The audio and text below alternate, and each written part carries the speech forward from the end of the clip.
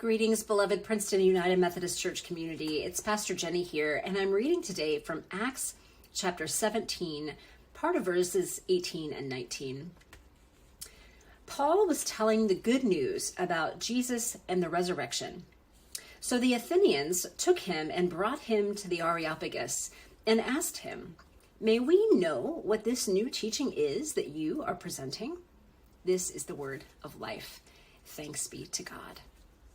Christ is risen. Christ is risen indeed. Happy Easter again, friends. It is still Easter. We just had Easter Sunday, but now we are in what we call the liturgical calendar, the liturgical year that is based on the life of Christ, the great 50 days. The 50 days is the season after Easter, and we continue during this 50 days to celebrate Easter, to celebrate the resurrection, to celebrate all of the things that God did through Jesus in Jesus' life, death, resurrection, and ascension. The life-changing, world-changing, relationship, community-changing things that God has done and continues to do through that life, death, resurrection, and ascension of Jesus. We get to hear stories about the resurrection appearances and the early church and the ways that good news of Jesus' redeeming work moved throughout the region, throughout the world, the known world at the time. And during this time, we are at Princeton UMC, we are actually going to be focusing our study and our learning and our worshiping around evangelism. Now, before you tune me out, know that this is hard, right?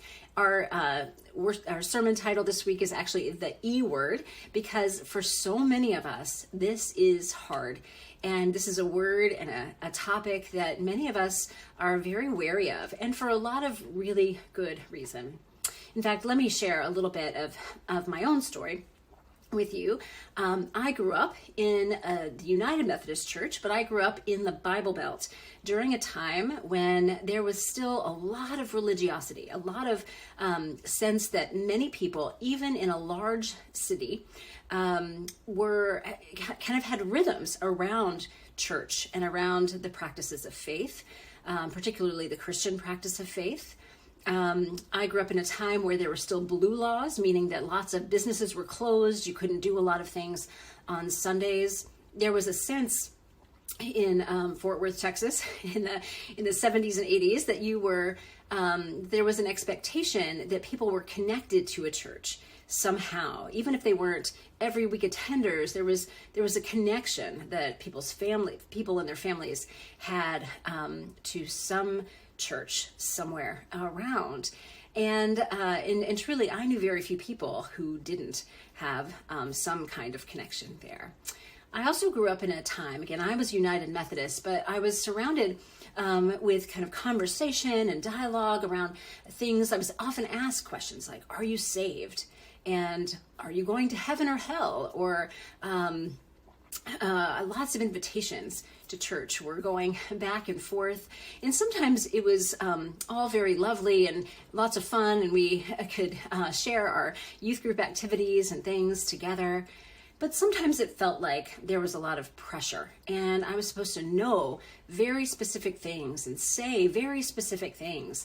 And in fact, it was really challenging to me, because in my church, we didn't do that. And in my understanding of how God's love works and how God's transformation in the world works, that just didn't resonate with me in ways that felt settled and good, or something that I could participate in. And I'm not even talking about like on the doing end of things, on the asking end, but even those questions being asked of me felt just uncomfortable and unpleasant.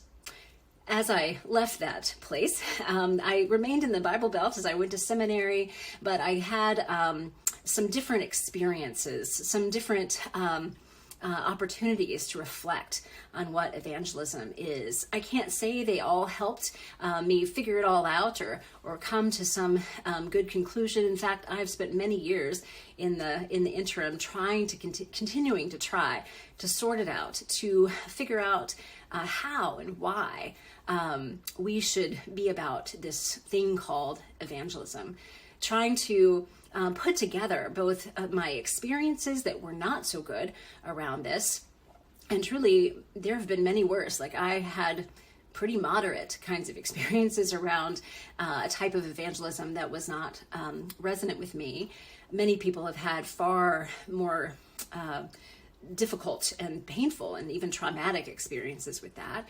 But so I've been trying to work through some of that for myself, listening to other people as well. I've sorted out, been working to sort out some of my own kind of nervousness. Now we do not live in the Bible Belt, and we are in what many people are calling a post-Christian time. We all know that the church has been shrinking. The whole Christian church in all of North America has been shrinking, and more and more people are not claiming any connection to a particular faith or a particular church. And that is even true in the Bible Belt here in the United States. And so we don't have an assumption that everybody has this connection or even an understanding, a kind of baseline understanding of who Jesus is or what Jesus came to do, all of these things. But at the same time, many of us don't have a lot of language and for saying these things, for naming what this good news is, for naming how God has been working in our own lives, how God is working in the world. We also have many barriers to our kind of social conversation about religion. I know that for many, this is very dangerous territory in our workplaces, in our families, in our social circles. It can be extremely difficult to talk about these things. Our experiences are very much not like Paul's. And people know what I do for a living, right? And I'm not sure I've ever been asked by someone to explain this good news, to come sit down and talk about what it all is all about. So we are going to be talking over these next few weeks, sorting through some of these things, struggling with some of these experiences that have not been good for some of us. Some of you don't have any bad experiences with this, but many of us do, and many of us are wary of the whole thing. So we're going to learn some from Mary Magdalene, from the first evangelist, right? The first person to go and say Christ is risen. The Lord is not here, he's risen. We're going to learn some from John Wesley and the founder of the Methodist movement. We're going to learn some from each other, and we're of course going to learn some from Scripture as we try to find a connection to our evangelical roots, meaning that sense of conviction. When I say evangelical roots, I'm thinking of that sense of conviction that we have been recipients. We are recipients of the love and the good news and the transforming work of that grace that God offers through the life, death, and resurrection of Jesus. And as recipients of that good news, we have something to proclaim and share with the world, to offer to them, not out of fear or guilt, not out of a desire even to make sure the church still exists in a few years, but more out of this deep knowledge that people are hungry and longing for the kind of love and grace that we have found, that we are still finding, that we are continuing to be transformed by. And that this just might be, this kind of love, this kind of grace just might be an answer, a response, a healing place for the world and the people in it that are around us. So I invite you today to just see where what you're feeling in this, as I'm saying all these things, to notice where there's discomfort, to notice where there's struggle and challenge, to notice where there's maybe some excitement or curiosity, and to just name those things, notice them, let them be, lift them up to God and to your own spirit, and find some Easter courage as we move into this season together.